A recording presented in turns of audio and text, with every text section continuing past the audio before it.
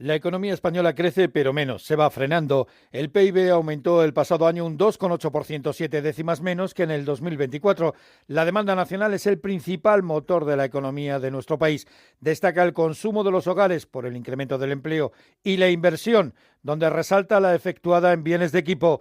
En enero, además, la inflación se modera 5 décimas al 2,4%.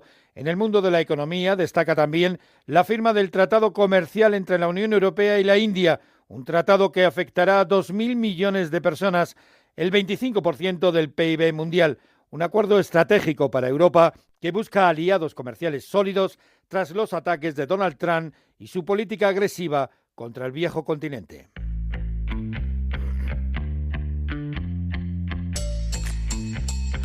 La mirada económica. Con Ignacio Rodríguez Burgos. Una mirada inquisitiva, reflexiva y divulgativa a la realidad económica del momento.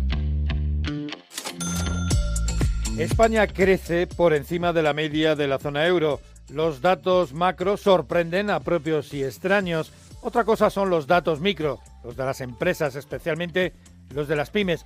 Y también va, por otro lado, la economía familiar, más preocupada por el alza del coste de la vida, de los precios en la cesta de la compra. El caso es que en el último trimestre del pasado año el PIB español se aceleró, impulsado por el consumo. Creció un 0,8%, pero en el año se frenó. El PIB acumulado avanzó un 2,8%, como explica el ministro de Economía, Carlos Cuerpo. Es un crecimiento económico el que hemos visto en el año 2025 sólido, basado en el consumo y la inversión. Un consumo del que tiran el empleo y una recuperación del poder adquisitivo de los hogares. Y una inversión donde tira tanto la construcción como la inversión productiva. Cerramos el año en un 2,8%, liderando entre las economías avanzadas y además teniendo un crecimiento en torno al doble del conjunto de la zona euro.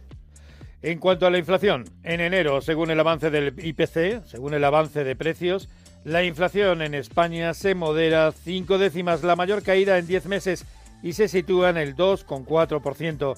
Según el Instituto Nacional de Estadística, la causa está en el precio de la electricidad y de los carburantes. Pero cuando se publiquen los datos más detallados a mediados de mes, habrá que ver cómo evoluciona el sector de vestido y calzado, ya que las rebajas de enero este año pues no han sido tan alegres como en otros ejercicios, y habrá que analizar con detenimiento la evolución del precio de los alimentos. Y es que en los últimos 8 años la inflación acumulada suma el 24%, pero en el caso de los alimentos la cosa ha sido peor. La inflación es del 41%.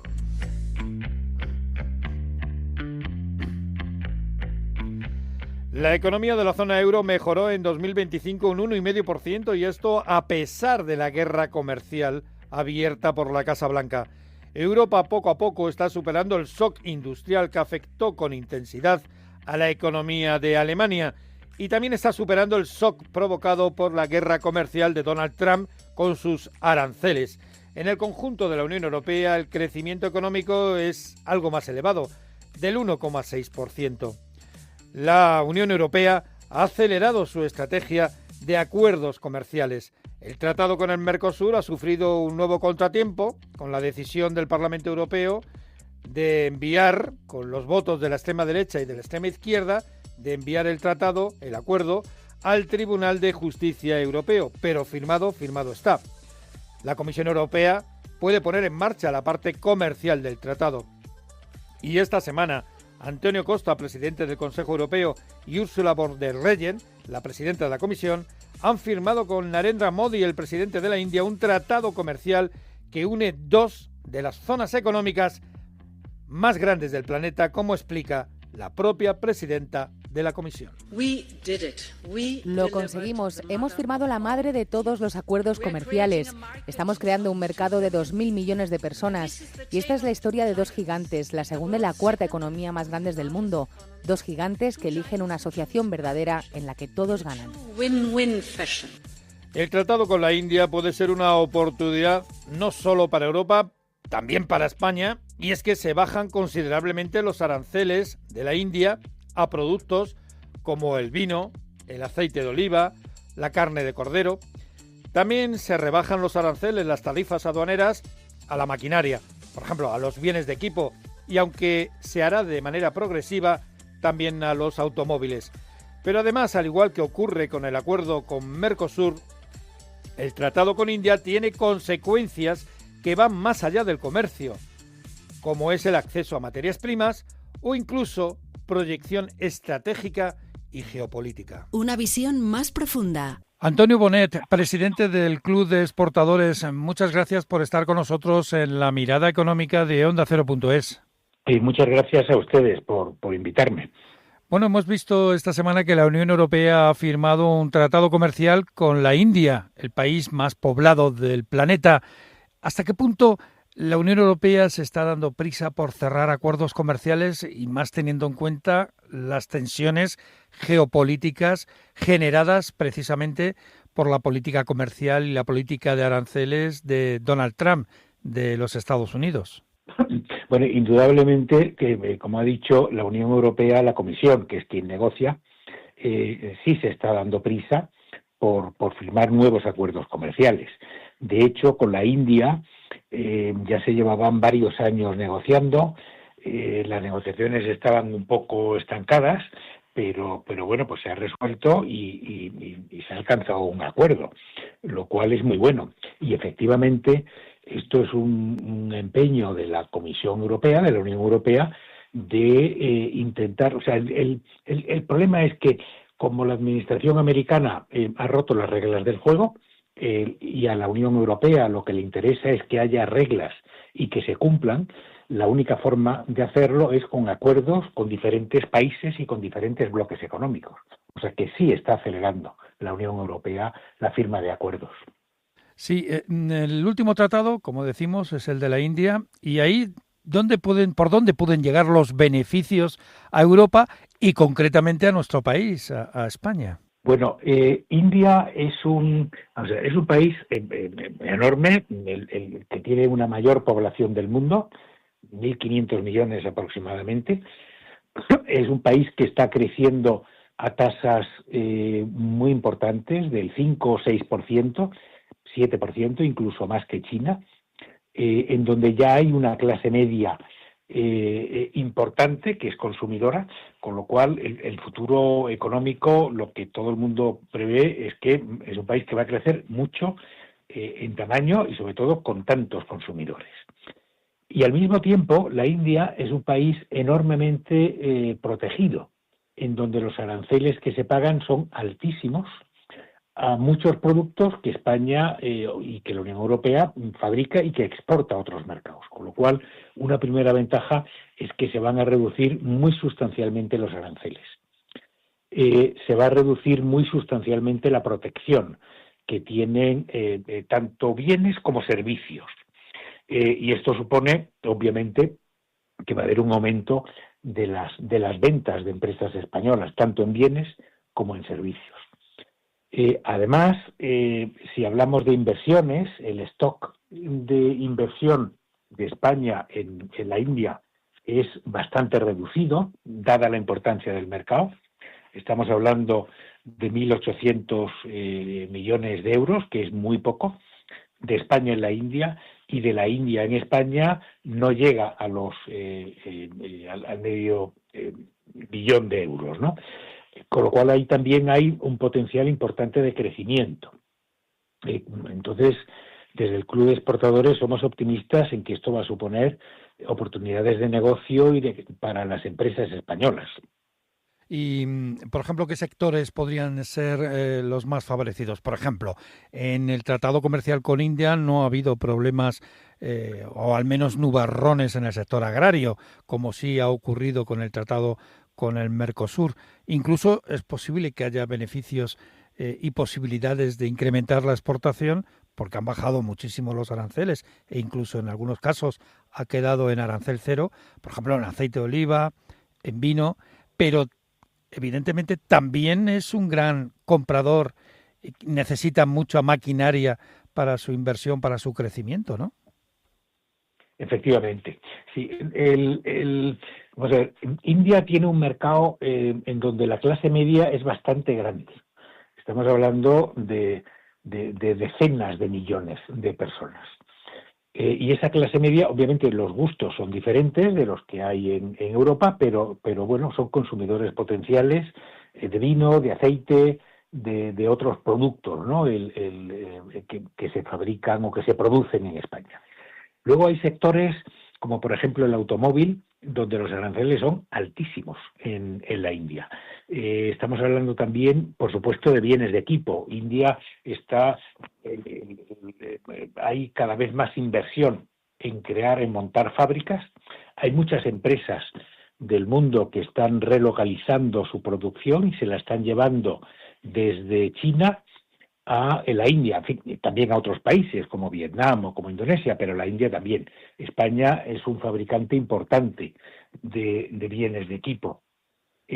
Temas de infraestructuras, en donde España es líder mundial, y la India es un mercado muy cerrado a las contrataciones de empresas extranjeras. O sea, sí hay muchas oportunidades para empresas españolas y en muchos sectores, ¿no?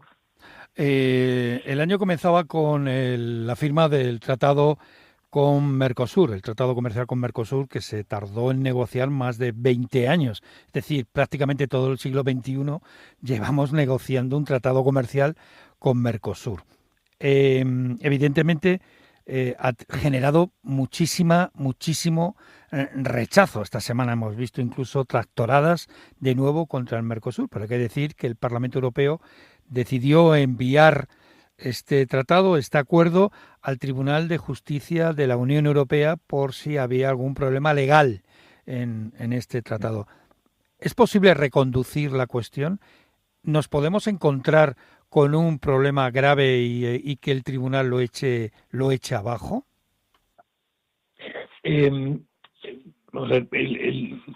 Habría que estudiar, que no hemos tenido ocasión todavía de hacerlo porque es un acuerdo, es un tratado bastante largo, los detalles, ¿no? Pero el acuerdo que ha firmado la Unión Europea con Mercosur tiene no solamente un componente comercial, es decir, de comercio exterior de bienes y servicios, sino que hay también otra serie de componentes, como son pues temas medioambientales, de derechos laborales, en fin, de otra serie de cosas. Y eso no es competencia exclusiva de la Comisión, con lo cual cabe la posibilidad de que el Parlamento, o el Tribunal de Justicia Europeo decida que hay una serie de aspectos que no pueden entrar o que hay que negociarlos de otra manera. De todas formas, a efectos prácticos, sí es posible que la Comisión Europea o que los países europeos pongan en marcha la parte comercial del acuerdo. La parte comercial del acuerdo que pensamos que es muy beneficiosa para España y en general para Europa, porque se van a liberalizar exportaciones de productos, de montones de productos, se van a reducir los aranceles, se va a permitir y se va a facilitar que empresas españolas o europeas exporten servicios, se va a facilitar la contratación por administraciones públicas de Brasil, de Argentina, en fin, de Uruguay, ¿no? Y España es un gran exportador de servicios y expertos, muchas empresas españolas, en contrataciones públicas. Con lo cual, pensamos que el efecto va a ser positivo. En temas agrarios, se reconocen ahora en el acuerdo las denominaciones de origen. Es decir, si alguien hoy quiere vender vino de Jerez o queso de una denominación de origen, hoy en día eso no está protegido. Puede haber empresas locales de Argentina o de Uruguay o de donde sea que saquen un producto que pongan pues vino de Jerez, porque no está, no tienen la obligación de reconocerlo. Con el nuevo tratado sí, y eso es bueno para el agro español. ¿Va a haber sectores que estén perjudicados? Indudablemente que va a haber sectores perjudicados. Y aquí hay dos temas importantes a resaltar. Por una parte, que en todos los acuerdos de libre comercio hay ganadores y perdedores. Lo importante es que las ganancias sean muy superiores a las pérdidas, y en este caso van a ser muy superiores a las pérdidas. Además, en el caso concreto de ciertos productos alimenticios, el acuerdo con Mercosur prevé una serie de garantías que son importantes y que van a proteger a la agricultura y a la ganadería europea. Por ejemplo, si aumentan las importaciones de ciertos productos, por ejemplo, carne de bovino, aves de corral, más de un 5%, se van a establecer mecanismos, está previsto que haya mecanismos para que se pongan aranceles a los productos de Mercosur. Lo mismo si los precios bajan por exceso de oferta provocado por los países de Mercosur. Si bajan los precios más de un 5%, también está previsto que se pongan aranceles adicionales. Es decir, hay protección y está previsto que haya protección.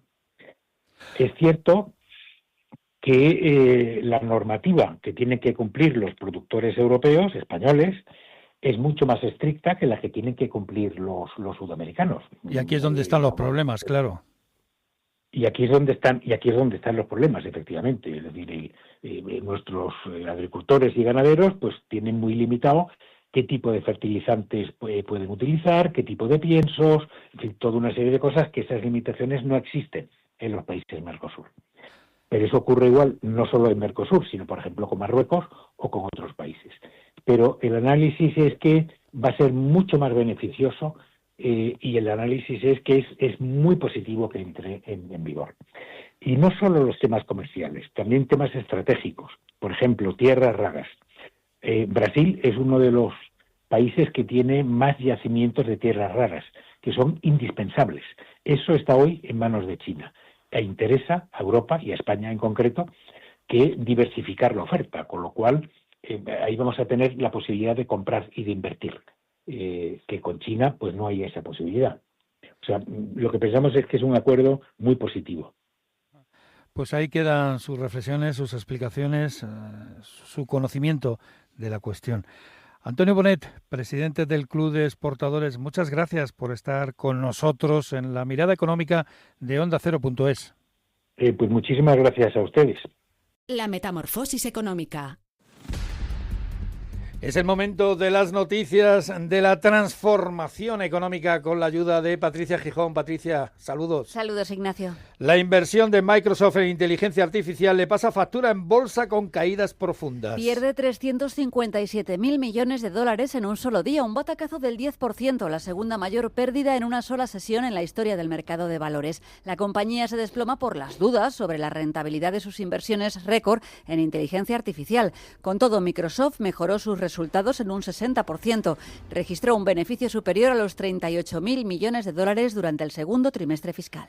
Tesla sacrifica 2 de sus modelos de lujo del automóvil para fabricar un robot. El sedán Model S y el SUV Model X están a punto de desaparecer del catálogo del fabricante de automóviles. Son 2 de sus modelos más icónicos. La decisión supone dar un volantazo en la estrategia de negocio de la compañía, que centrará ahora sus recursos en el desarrollo del robot humanoide Optimus. Tesla invertirá este año cerca de 16.700 millones de euros en la fabricación de este robot basado en inteligencia artificial para realizar tareas humanas. Nuevo susto para el sistema eléctrico español por el último temporal. Red Eléctrica se vio forzada esta semana, el miércoles, en pleno temporal, a activar el mecanismo de seguridad y a pedir a la gran industria que moderase o cesase en algunas plantas su actividad al registrar incidencias en la generación eólica, que cayó más de lo esperado por exceso de viento, algo que provoca que los aerogeneradores se paren a partir de cierta velocidad, los 90 kilómetros por hora en concreto, algo que provocó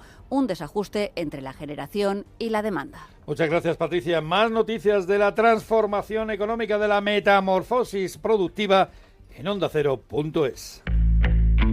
La mirada económica. Y un apunte financiero. Donald Trump ha elegido a Kevin Warsh como nuevo presidente de la Reserva Federal de los Estados Unidos tras el fin de mandato en mayo de Jerome Powell, enfrentado con Trump por su resistencia a bajar los tipos de interés según la voluntad de la Casa Blanca. Warsh conoce bien la Reserva Federal, pues ya estuvo en su Junta de Gobernadores durante la Gran Recesión. Los mercados respiran con alivio, ya que Kevin Warsh cuenta con un perfil menos político y mucho más financiero que otros candidatos. Se despejan en parte algunas de las dudas sobre la independencia de la Reserva Federal. El nombramiento deberá ser refrendado por el Senado. Es todo. Muchas gracias por su atención, muchas gracias por estar con nosotros una semana más en la mirada económica de OndaCero.es. La mirada económica.